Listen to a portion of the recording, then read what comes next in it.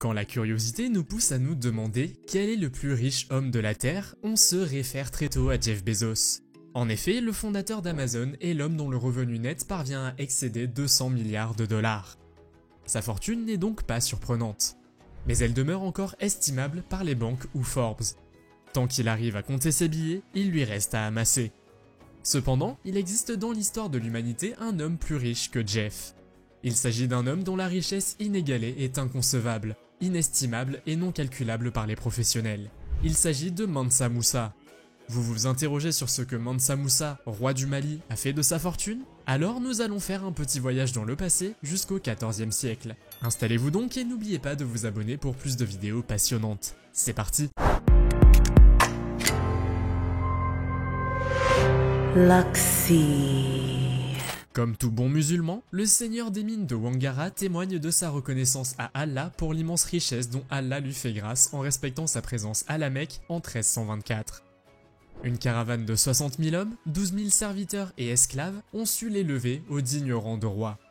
Pour l'empêcher de souffrir seul sous le chaud soleil du désert, ils se sont tous mis à son service en s'occupant des chevaux et des sacs. Contrairement à certains richissimes de son rang, vêtus de la cuirasse de l'orgueil, de l'égoïsme et de l'avarice, le conquérant de Ganata est assez généreux. Il n'hésite pas à offrir ses richesses dans chaque ville qu'il traverse. Pas étonnant que dans les mains de ses esclaves, on retrouve des bâtons d'or de 3000 livres et les femmes esclaves portant des robes qui, comparées aux vêtements communs des esclaves, frôlent le luxe. Mais ce n'est pas tout, Musa dispose de 80 dromadaires transportant chacun 300 livres d'or en poudre, ce qui vaut près de 30 000 livres d'or. Personne dans l'histoire des musulmans n'avait effectué un tel voyage sur la Mecque en y amenant près de 12,75 tonnes d'or. En l'absence d'engins volants au XIVe siècle, le roi du Mali n'eut d'autre choix que de faire à pied la traversée jusqu'à la Mecque.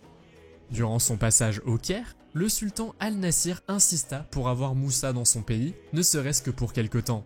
N'étant pas orgueilleux, Musa fut favorable et passa 3 mois au palais du Caire en contribuant aux dépenses quotidiennes grâce à sa fortune. Le seigneur des mines y passa un agréable séjour en profitant du butin que lui procure son rang. Il a considérablement marqué son passage au Caire par sa générosité en y laissant une quantité considérable d'or. Ceci propulse l'économie égyptienne. En effet, il y a laissé une quantité énorme au point où la valeur de l'or connut une dépréciation significative dont l'Égypte mit 12 ans à s'en remettre.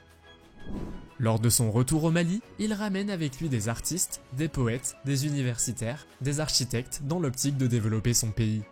Les mosquées, les universités et les palais sont les fruits de sa semence. Quand on cherche la plus grande mosquée du monde, le Mali ne reste pas en marge, notamment grâce à la mosquée Djingareyber. Après avoir magnifié Allah, Musa n'oublie pas l'importance de l'éducation des fils du Mali. Il solda ce désir par la construction de l'université Sankoré. Toutefois, il dépense peu sur lui-même, mais l'extravagance de ses palais semble tromper. Il est évident que l'or ne peut manquer au décor des salles d'audience, des villas et des palais. Son palais privé inclut des chambres, des dressings et des halls en or. Malheureusement, le conquérant de Ganata tire sa révérence quelque temps après son retour de la Mecque. Alors que pensez-vous de l'homme le plus riche de tous les temps? Pensez-vous qu'un autre homme pourrait être aussi riche que lui? Dites-nous tout dans la section des commentaires. Et si la vidéo vous a plu, n'oubliez pas de lâcher un gros pouce bleu, c'est toujours un plaisir. Portez-vous bien et à bientôt.